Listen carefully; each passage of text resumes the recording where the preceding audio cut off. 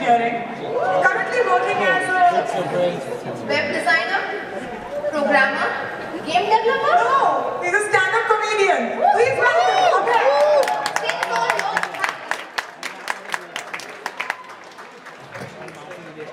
Hey, what's up, everybody? Good evening, and it's great to be back here. It feels great to be back at USC. It's been a lot of fun. I graduated USC in 2007, and it's been fun. Happy Diwali to all of you, thank you.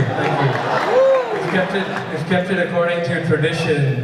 We've kept the tradition going according to Indian Standard Time. Yeah, Diwali was like 2 weeks ago. I noticed that that Obama had this Diwali greeting sent on YouTube. It was pretty interesting because for a president, he seems to know a lot about Indian culture and Diwali and stuff like that. It would be funny though if George Bush did a similar kind of thing, right? He'd be like, how are you all doing? Happy birthday, India.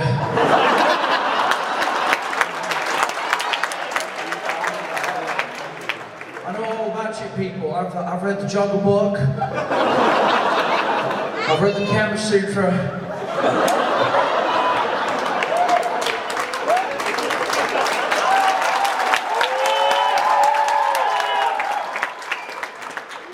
And I've seen outsourced. That's all I need to know. It's strange though. It's strange that the way that happens, right? And I've noticed that anyone have it's good to be back at USC because USC reminds me of the good old days when I had roommates. Anyone have roommates here? Anyone have bad roommates?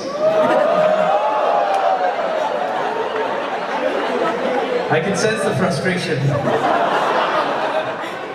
It's strange though, right? When you have roommates that are annoying, they come up with the most creative excuses, right? I had this one roommate of mine. I was like, hey man, you have to clean the dishes because the sink stinks. And the guy was like, sorry man, I've got an assignment for tomorrow. I've got an exam. And I was like, dude, wait. You graduated a year ago. And you need to start paying some rent. It's fun to do stand-up though as an Indian in LA. It's always interesting because I've come across interesting scenarios. I actually remember just one time when the first day I actually got to the US. It was interesting because I was walking down 36th Place at 10 p.m. at night, and some guy came out of nowhere and he was like, "Hey man, welcome to America. Give me your money." And I gave him my money, and he came back the next day and gave me back the money because I gave him Indian currency.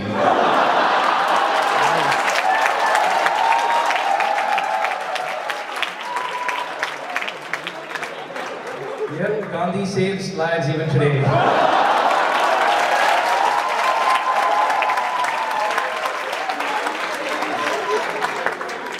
I've noticed a lot of people do yoga here, right? It's like a fad to do yoga, and there are more people doing yoga here than people back in India, which is a strange thing, I went to this yoga class the other day. They thought I was the instructor.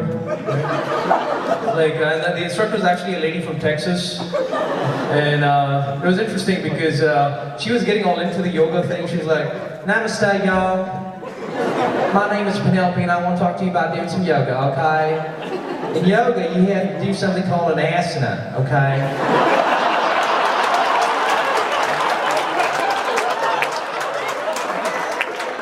They call it an asana because in every posture you gotta squeeze your ass.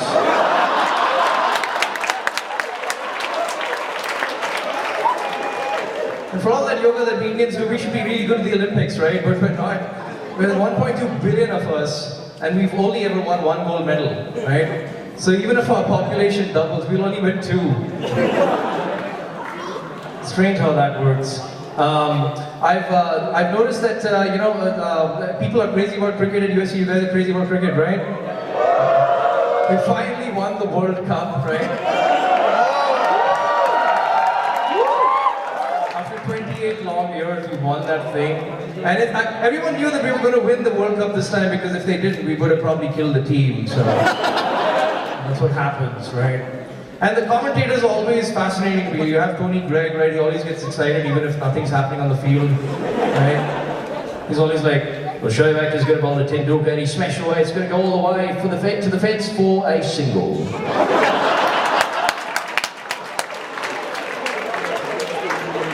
And you have guys like Navjot Singh Sidhu, right? All the parties are excited here. If you ever notice that he's always got these weird analogies, right? And there's always some innuendo in his analogies. He's always like, well, India without Sachin Tendulkar is like a gun without bullets. Pakistan without Inzamam ul Haq is like a cannon without its cannonball.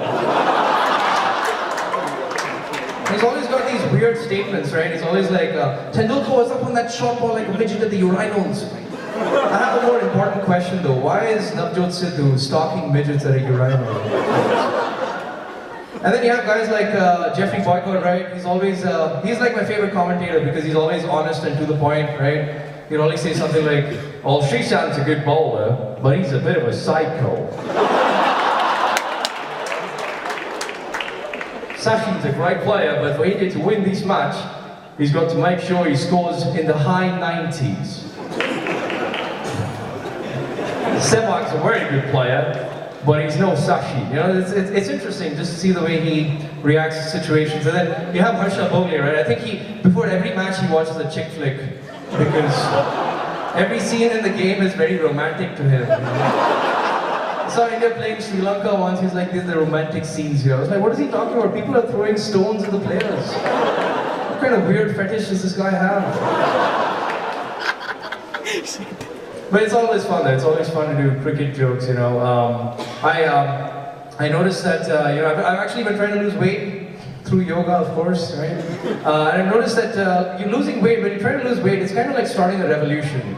Trying to start my own revolution, you know, occupy Belly Street. And you know, this is like a war that starts between muscle and fat. You know, it's like if muscle is kind of like the chains that's supposed to come into your system, right? It's like a rebel. And fat is like a corrupt government because it's impossible to get rid of, and it always wins, right? It would be strange if I think if muscles could talk, they'd sound like Jason Statham from the Transporter movies, right?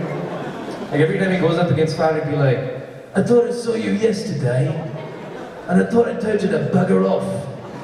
I'm gonna count to 3, and if you're not burnt up by that time, there's gonna be plenty of problems. 1, 2, 3." And that's when I get a cramp.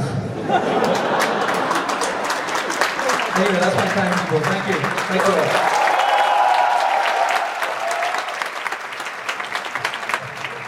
Can I be all on Facebook? Thank you.